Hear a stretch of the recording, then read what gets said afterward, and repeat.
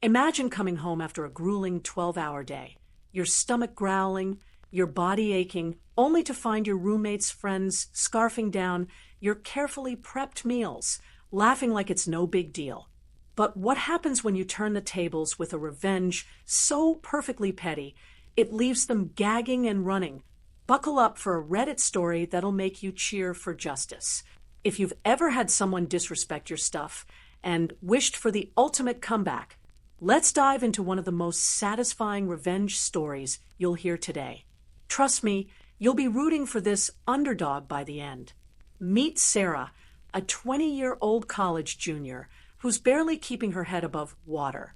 She's juggling a full-course load, organic chemistry, advanced calculus, you name it, and a full-time job as a barista at a local cafe. Her shifts start at 5 a.m., and her classes drag on until late afternoon.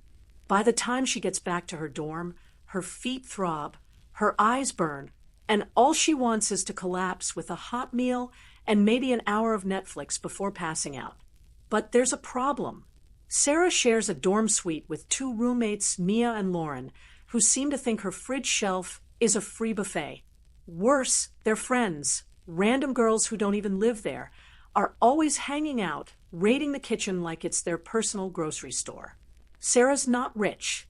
Every dollar she earns goes to tuition, rent, or food. So, she meal preps on Sundays, carefully portioning out her homemade meals: chicken stir-fry, lasagna, chili, into Tupperware containers, labeled with her name in bold Sharpie, stored neatly on her designated shelf in the shared fridge.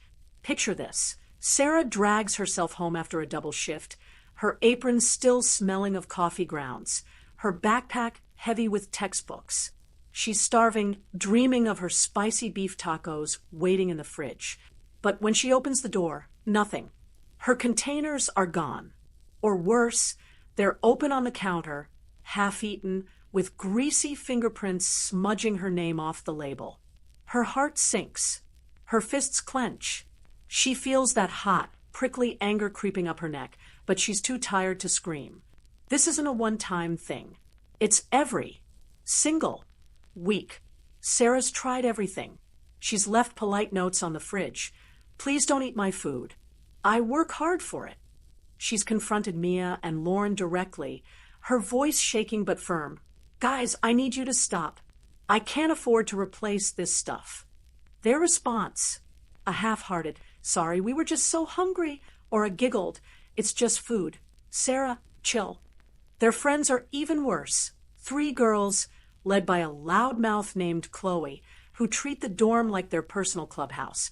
Chloe's the ringleader, always sprawled on the couch, smirking, tossing her hair like she owns the place.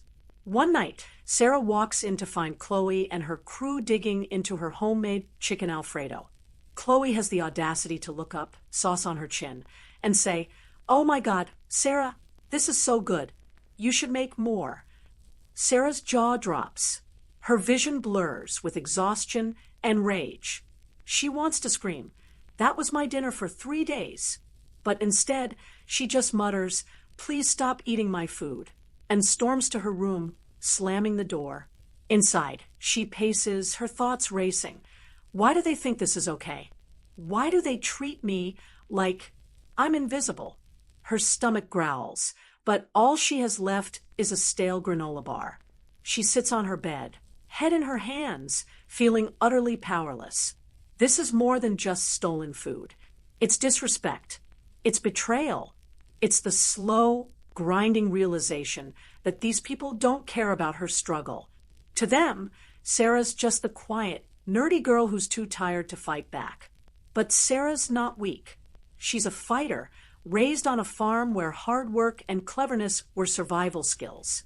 And deep down, she's starting to feel something shift, a spark of defiance, a need to take back control. The thefts get bolder. One day, Sarah comes home to find her entire batch of chili, enough for 5 meals, gone. Not even a spoonful left. She overhears Chloe bragging to Mia, "Sarah's food is, like, way better than takeout." Why does she even care? Sarah's blood boils. She tries one last time to reason with them, gathering all her courage. She stands in the kitchen, arms crossed, and says, "I'm serious. Stop eating my food, or I'm going to do something about it." Chloe just laughs, tossing her hair. "What are you going to do? Lock the fridge. Relax, it's not a big deal." Mia and Lauren shrug, avoiding Sarah's eyes. That night, Sarah lies awake, staring at the ceiling. Her thoughts are a storm. I can't keep living like this. I'm not their personal chef. I'm not their doormat. She thinks about her childhood on the farm, where her dad taught her to outsmart pests, raiding the crops, set traps, use decoys, make them regret crossing you. A plan starts to form, dark and delicious, curling the corners of her mouth into a grin. They want to eat her food. Fine. Let them eat something they'll never forget. Sarah drives home to her parents' farm that weekend, her mind buzzing with purpose. She's not just cooking, she's crafting a weapon in her mom's cozy kitchen, surrounded by the familiar smells of herbs and spices. She makes a massive batch of spaghetti. Not just any spaghetti, perfect spaghetti. The sauce is rich, simmered for hours with tomatoes, garlic, and a secret blend of spices that make your mouth water just thinking about it. The meat, a mix of lean ground beef and pork sausage, carefully seasoned to look unusual. To the untrained eye, it could pass for something else entirely. Sarah's no fool. She knows Chloe and her friends are city girls, clueless about farm life. They've probably never seen a butcher shop, let alone heard of head cheese. Perfect, she thinks, stirring the pot with a wicked smile. She packs the spaghetti into a massive Tupperware container, labels it with her name in extra-large letters, and drives back to the dorm, her heart pounding with anticipation. This isn't just dinner, it's a trap. Back at the dorm, Sarah places the spaghetti on her shelf, front and center, practically begging to be stolen. She knows Chloe's crew will be over tonight. Mia mentioned a study session. That's really just an excuse to raid the kitchen. Sarah leaves for work, her stomach fluttering with nerves and excitement. All day, she imagines their faces, their smug laughter, their forks digging into her food. Just wait, she thinks. You're about to learn a lesson. Sarah walks into the dorm at 9 p.m., her body aching from a long shift. The kitchen is a scene straight out of her nightmares. Chloe and two of her friends, Jess and Tara, are crowded around the counter, digging into her giant bowl of spaghetti. The containers nearly empty, sauce smeared across their plates. Chloe's mid-bite, moaning dramatically, "Sarah, you're like a culinary genius. This is amazing." Jess nods, her mouth full. Tara's already going for seconds. Sarah's heart races, but she keeps her face stone-cold neutral.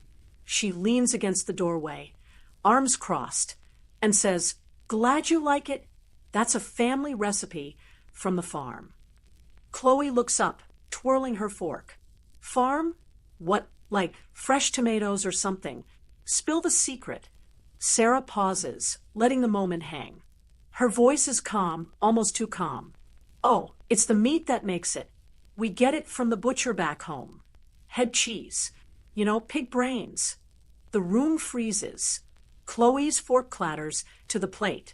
Jess's eyes widen, her cheeks bulging with food she suddenly can't swallow. Tara gasps, "Wait, what?" Sarah tilts her head, feigning innocence. "Yeah, pig brains. That's what most of my meals are made with.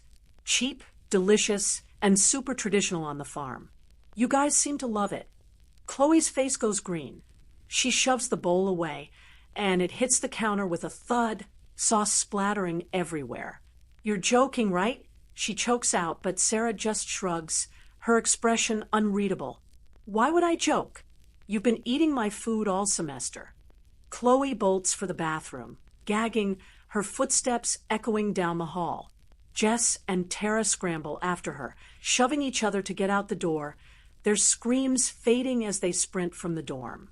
Sarah stands alone in the kitchen, the empty bowl in front of her, and lets out a long, slow breath. Her lips twitch into a smile. Victory. Sarah's fridge shelf is untouchable. Chloe and her friends never come back to the dorm. Mia and Lauren start keeping their distance, their faces burning with embarrassment whenever Sarah's around. The story spreads through the dorm like wildfire, and Sarah becomes a quiet legend. The girl who ended a semester of theft with one perfectly played prank. Sarah doesn't gloat. She doesn't need to. Every time she opens the fridge and sees her labeled containers exactly where she left them, she feels a rush of satisfaction. She's not just surviving anymore. She's thriving. Sometimes justice isn't about fighting fire with fire. It's about being smarter, sharper, and just a little bit savage. Sarah didn't need to scream or cry to win. She just needed a plan. What do you think? Would you have done the same? Or maybe you've got your own story of sweet, petty revenge. If this story made you laugh, cheer, or maybe even gag a little, smash that like button and drop a comment below. What's the most epic revenge you've ever pulled or witnessed? Don't forget to subscribe and hit the bell for more Reddit stories that'll keep you hooked. Thanks for watching, and I'll see you in the next one.